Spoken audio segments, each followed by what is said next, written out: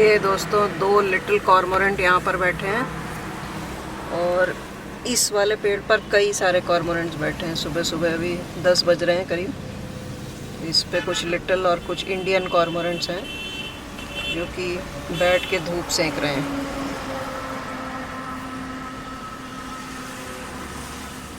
बाकी अभी बाहर निकल के देखती हूँ और क्या क्या है यहाँ पर।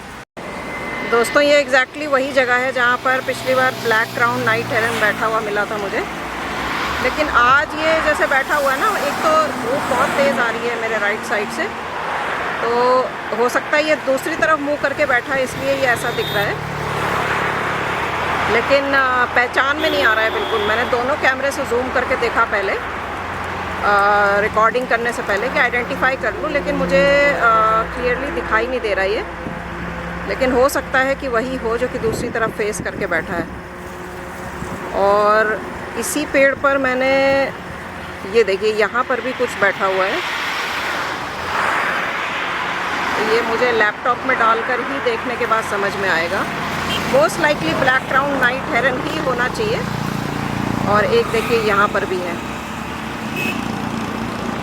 क्योंकि इन्होंने अगर अपना एक एरिया बनाया है तो इतनी आसानी से उसको छोड़कर नहीं जाते हैं। और एग्जैक्टली उसी जगह देखिए ट्रायंगुलर फॉर्मेशन में 3 बैठे हुए हैं, तो हो सकता है वही नाइट हेरन हो। बाकी यहाँ पे पॉन्ड हेरन्स का भी एक पेयर है जो घूमता रहता है।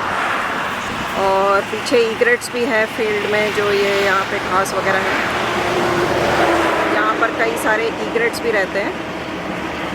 और वुली नेक स्टॉक का तो आपको पता ही है कि घोंसला कहाँ पे है। अभी यहाँ से थोड़ा सा आगे जाकर ही है, तो अभी जाके देखते हैं वहाँ पर आज वो है क्या। पिछली बार तो बच्चे के साथ रिकॉर्ड हुआ था नेस्ट के अंदर। अभी थोड़ा सा मैंने अपनी पोजीशन चेंज करके दोबारा फोकस करने की कोशिश की है उसी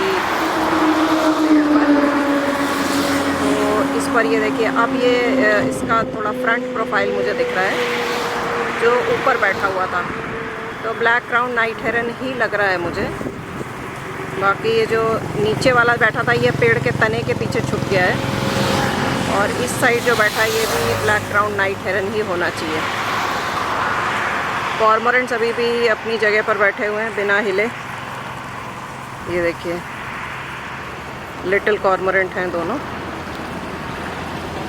और यहाँ पे अच्छा फ्लोइंग वाटर था, लेकिन आज यहाँ पे काई दिख रही है। ये देखिए अभी 3 ब्लैक क्राउन नाइट हेरन है। ये है एक, दूसरा ये है, और इस तरफ जो है ये क्लियरली नहीं दिख रहा है, लेकिन मोस्ट लाइकली ये भी वही होना चाहिए। तो अच्छा है, यहाँ पे और भी एक स्पीशीज़ हो गया जिसने अपना एरिया बना लिया है। तो अब यहाँ पे रोड रिपेयर का काम भी ख़त्म हो चुका है। आज मुझे कहीं पर भी 1 वे नहीं मिला, तो होपफुली मैं जहाँ जहाँ स्टॉप ओवर करके और रिकॉर्ड करती हूँ बर्ड्स को, वो सारा मैं कर पाऊँगी। बाकी देखते हैं आज और क्या क्या मिलता है। ये दोस्तों एक ईग्रेट आके बिल्कुल सामने वाले पेड़ पे बैठ गया है, और ये वही जगह है जहाँ पर टावर पे वुली नेक स्टॉक का नेस्ट है। ये देखिए नेस्ट में है अभी भी बच्चे के साथ, और शायद कुछ खिला रहा है बच्चे को। ये देखिए नीचे जो बैठा हुआ है वो बच्चा लगता है, और जो बड़ा वाला है एडल्ट वो आपको दिख रहा है नेस्ट में खड़ा हुआ। इस तरह से स्टॉक और हेरन्स वगैरह तो ऊंचाई पे अपनी नेस्ट बनाते हैं और टावर पे इस तरह बैठते भी हैं। लेकिन अभी रिसेंटली मैंने बतख को इस तरह बैठे हुए देखा, वो भी माइग्रेटरी वाली बतख, कोम डक थी। और वो वीडियो मेरा आज आएगा, 2 अक्टूबर है, 11 बजे के लिए वो वीडियो शेड्यूल्ड है। आप देखना, मैंने 2 बार लगातार दिल्ली रोड पे, मतलब जो सांपला के पास वाली जगह है वहाँ पर मैंने देखा है। तो काफ़ी चेंजेस जो है बर्ड्स और एनिमल्स अपने बिहेवियर में और अपने डेली लाइफ में ला रहे हैं, जो कि एनवायरनमेंट के चेंजेस के रिस्पॉन्स में है। तो आज यही टॉपिक मैं आगे भी डिस्कस करूंगी इस वीडियो में, और क्या क्या चीज़ें हो सकती हैं, एनवायरनमेंट को क्या क्या फ़र्क पड़ता है बर्ड्स के हैबिट्स चेंज होने की वजह से, वो भी हम देखेंगे। यहाँ पर एक छोटा सा झुंड है ब्लैक विंग स्टिल्ट्स का, जो भी उड़ के यहाँ पे गया है। कॉर्मोरेंट्स का एक झुंड एक साथ उड़ रहा है जो कि उस तरफ है, और अभी उस सामने उड़ के आएगा। और ये स्टिल्ट्स का झुंड अभी मेरे सामने उड़ के जाके वहाँ बैठा है। ये देखिए सारे के सारे गज पाँव हैं, जो कि दूर से मुझे यही लग रहा है। और इस तरफ जो है कुछ ईग्रेट्स हैं, एक यहाँ बैठा हुआ है और एक यहाँ पर है। तो जैसे पिछले 2 वीडियोस में भी डिस्कस किया था मैंने, इस वीडियो के आने से पहले आपको 2 वीडियोस और मिलेंगे, जिसमें कि पहले वीडियो में बर्ड्स के माइग्रेशन की जो तैयारी होती है, किस तरह से वो माइग्रेशन के लिए प्रिपेयर करती हैं और क्या क्या चेंजेस आते हैं उनकी बॉडी में, और वो चेंजेस कौन से हार्मोन्स की वजह से आते हैं, कैसे क्या सब कुछ होता है, ये सारा कुछ मैंने बताया है उन वीडियोस में डिटेल में। और उसके बाद की जो जलवायु परिवर्तन जो हुआ है, जो टेम्परेचर चेंजेस आए हैं, रेनफॉल में चेंजेस आए हैं, विंड डायरेक्शन बदला है, पृथ्वी और जल का टेम्परेचर चेंज होने की वजह से जो हवा बहने की जो दिशा है या जो एयर करंट्स हैं उनमें जो चेंज आया है, उसके बारे में भी बात की थी मैंने। और उसका बर्ड्स के माइग्रेशन पे क्या फ़र्क पड़ा है, कैसे उन्होंने अपना टाइमिंग थोड़ा बहुत चेंज कर दिया है, जल्दी पहुंच जाते हैं, देर तक रहते हैं ब्रीडिंग साइट्स पे, या फिर इसका उल्टा भी हो सकता है। कुछ बर्ड्स ने अपने पाथवेज चेंज कर दिए हैं, जिन रास्तों से ट्रेडिशनली वो जाया करते थे वो रास्ते चेंज कर दिए हैं। मतलब जो बॉडी शेप साइज़ है वो भी बदलता जा रहा है बर्ड्स का, क्योंकि जो अगर गर्मी का मौसम ज़्यादा लंबा होना है तो फिर बेहतरी इसी में है कि बॉडी का साइज़ छोटा कर लिया जाए। तो वही कर रहे हैं बर्ड्स भी, बॉडी का साइज़ छोटा होता जा रहा है, और इसकी वजह से अगर बॉडी में फ़ैट और मसल का अमाउंट कम है तो फिर पंख जो है वो लंबे होने चाहिए और ज़्यादा स्ट्रॉन्ग होने चाहिए उड़ान भरने के लिए। तो ये चेंजेस भी आ रहे हैं बर्ड्स में। तो ये वाली चीज़ें हैं। इसके अलावा ये भी देखा जा रहा है जो इनका रिप्रोडक्टिव सक्सेस है, मतलब कि अगर एक रिप्रोडक्टिव एपिसोड में किसी पक्षी के 3 बच्चे जो हैं वो सक्सेसफुली एडल्टहुड तक पहुंचते थे, तो शायद अब एक ही पहुंचता हो।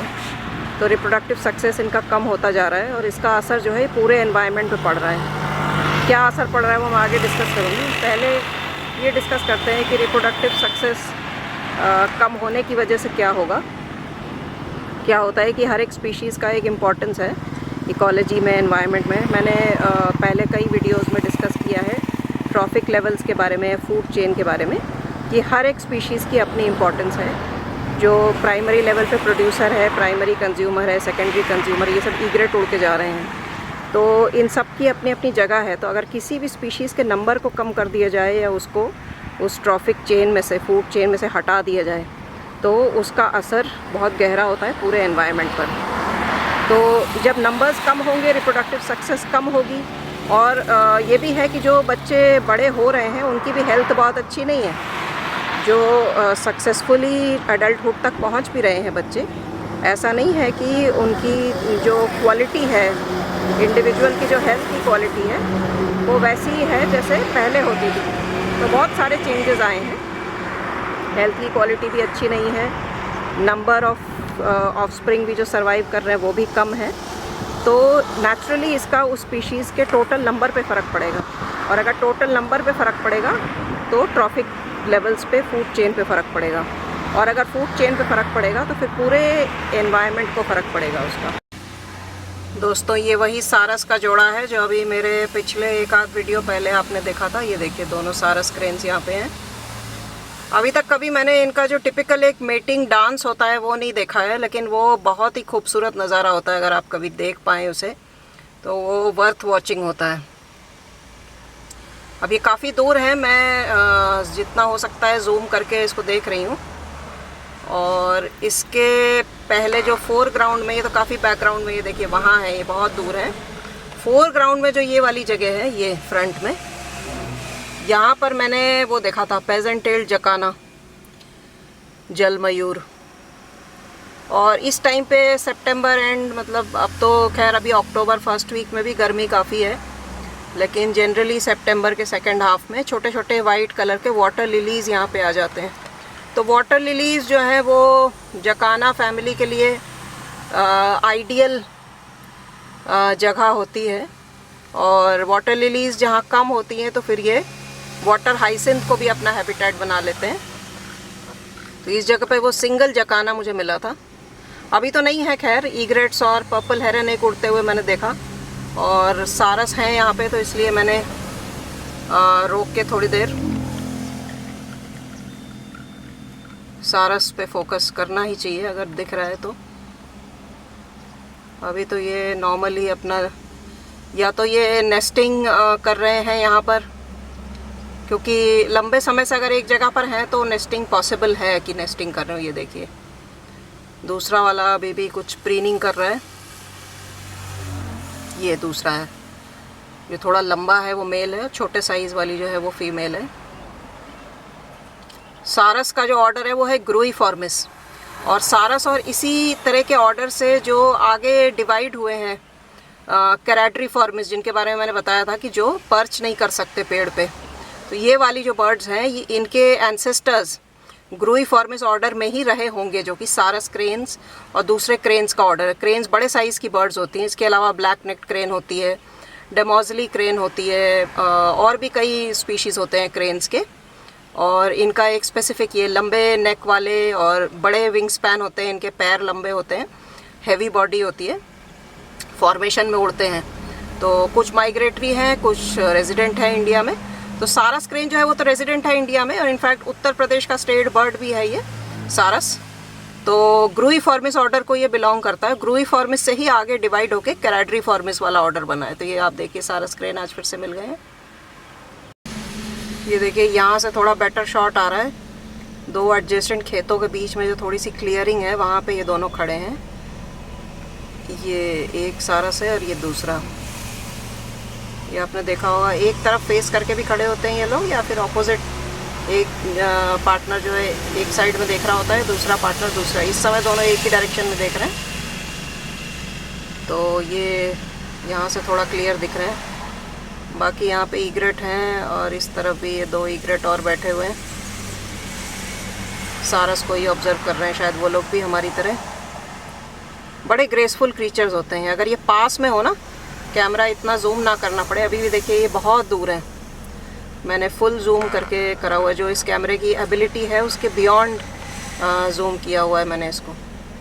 ये देखिए ये विदाउट जूम है, दिख रहा है हालांकि विदाउट जूम भी, क्योंकि ये काफ़ी बड़े साइज़ के पक्षी होते हैं। 1 मीटर से ज़्यादा हाइट इनकी होती है और हैवी भी होते हैं। जो उड़ते हैं तो इनको थोड़ी दूर तक दौड़ना पड़ता है, बिना रनवे के ये उड़ नहीं सकते। विंग स्पैन भी इनका अच्छा खासा होता है। हो सकता है किसी दिन पास से भी देखने को मिले, लेकिन अब मुझे लग रहा है कि ये सारस का जोड़ा भी यहीं रहेगा। और क्योंकि अभी 2 बार से लगातार ये दिख रहा है तो मोस्ट लाइकली इसने यहीं पर अपना घर बना लिया। इस जगह पर काफ़ी दिनों बाद मैं आ पाई हूँ, क्योंकि वो 1 वे के चलते इस तरफ आने की पॉसिबिलिटी ही नहीं रहती थी। तो अभी यहाँ पर पूरी घास उग गई है। बर्ड्स तो अभी यहाँ पे नहीं दिखाई दे रही हैं, लेकिन आ जाएंगी इस जगह पर। माइग्रेटरी बर्ड्स काफ़ी आती हैं। काश फूल यहाँ पर दिखाई दे रहे हैं। और इस तरफ जो है वो एक छोटा सा खेत जो है वो मुझे मक्के का खेत ही लगा था पहले, और यही है ये। यहाँ पर तितलियाँ हैं, ड्रैगन फ्लाइज हैं। थोड़ा सा आगे जाके भी देखती हूँ कि और क्या क्या है। साइड में एक छोटा सा पूल रहता है पानी का, अगर वहाँ पे पानी जमा होगा तो यहीं पर मैंने लैपविंग, जो रेड वाटल लैपविंग का बच्चा भी देखा था पहली बार। ये देखिए यहाँ पे पानी इकट्ठा है। हालांकि अभी ईग्रेट्स या लैपविंग्स कुछ दिख नहीं रहे हैं यहाँ पे, लेकिन ड्रैगन फ्लाइज काफ़ी हैं। ड्रैगन फ्लाइज रहते हैं तो यहाँ पर ड्रोंगोज, बी ईटर्स और भी बर्ड्स जो इंसेक्ट्स को खाते हैं वो काफ़ी अच्छे नंबर्स में मिलते हैं।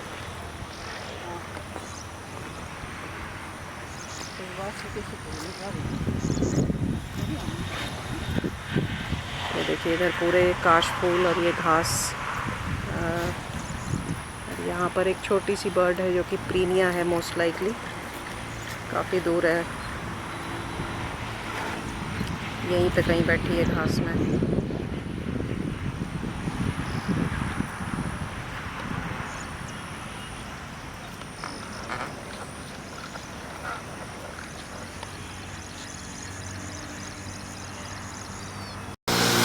यहाँ पर दोस्तों ब्लैक हेडेड आइबिस मिल गए हैं। देखिए ब्लैक हेडेड आइबिस आजकल काफ़ी मिल रहे हैं, दिल्ली रोड पे ही मिल गए थे। ये ब्लैक हेडेड आइबिस है और इस तरफ है कि ये बड़ा वाला ये भी आइबिस है। ये देखिए ये ब्लैक हेडेड आइबिस जा रहा है। ईग्रेट्स भी हैं ये ब्लैक हेडेड आइबिस है ये वाला। तो इस तरफ ईग्रेट्स हैं, ईग्रेट्स हैं और यहाँ पर भी ईग्रेट्स हैं। ये जो पीली चोंच वाले हैं सारे के सारे इंटरमीडिएट ईग्रेट्स हैं। ये कैटल ईग्रेट्स नहीं है। कैटल ईग्रेट्स का नेक थोड़ा शॉर्टर होता है और ब्रीडिंग प्लूमेज अभी भी चल रहा है उनका। येलोइश कलर के फेदर्स होते हैं बॉडी पर कैटल ईग्रेट के।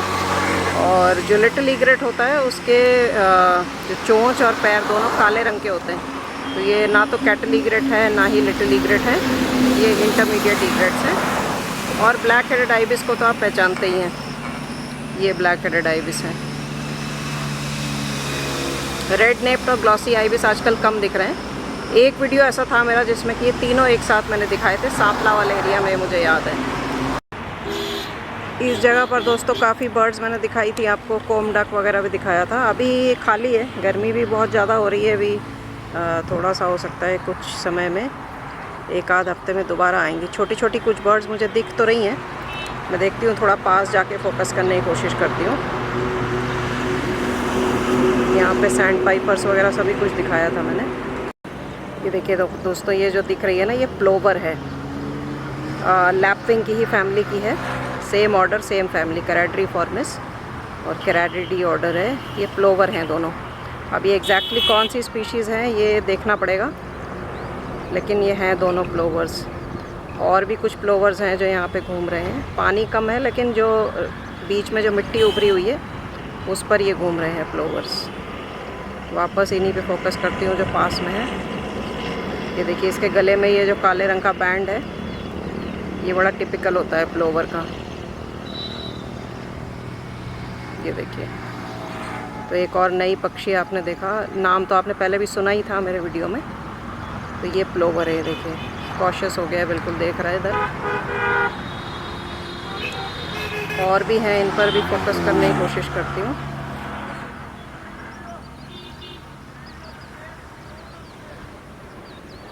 आने जाने वाले ट्रैफिक की वजह से बड़ी डिस्टरबेंस होती है। अगर ट्रैफिक ना हो तो फिर आप बिल्कुल शांति से बना सकते हैं वीडियो।